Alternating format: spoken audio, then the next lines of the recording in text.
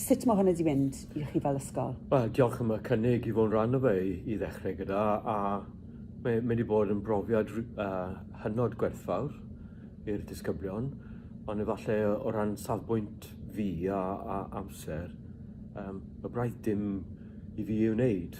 O ran cyfrestru plant, fi'n gwybod bod hwnna'n swnio falle'n hunanol, ond mae'n meddwl wedyn, mae'r plant yn gallu cael lot mas o gweithgaredd fel hyn, heb lot o fewnbwn personol o fi.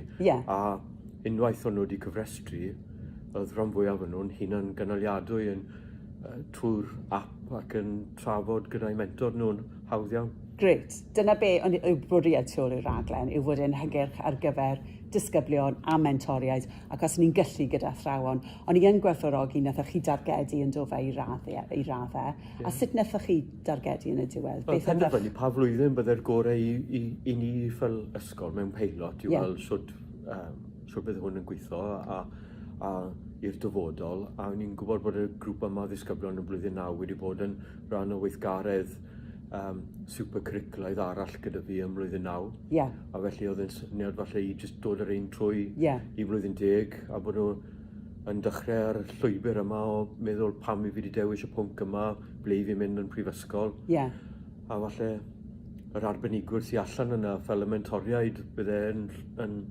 cynghori nhw well na ni fel athrawon.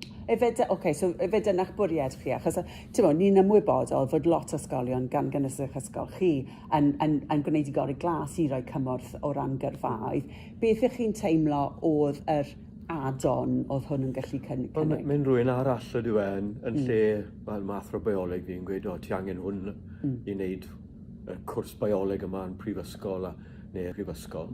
Wel, mae mentoriad arall mewn swyddi a hwnna yw'r darn gwerthfawr, rhywun â profiad o fewn y maes mae rai o'r plant yn anelu ato yn gweud nhw, wel mae rhaid i ti wneud hwn, a nid athro sy'n gweud hwnna. Felly gweithio nhw at athrawon ar draws yr ysgol, mae cael un mentor canolig i nhw sy'n fodlon cyfathrebu nôl ymlaen yn wythnosol yn amrysiadwy.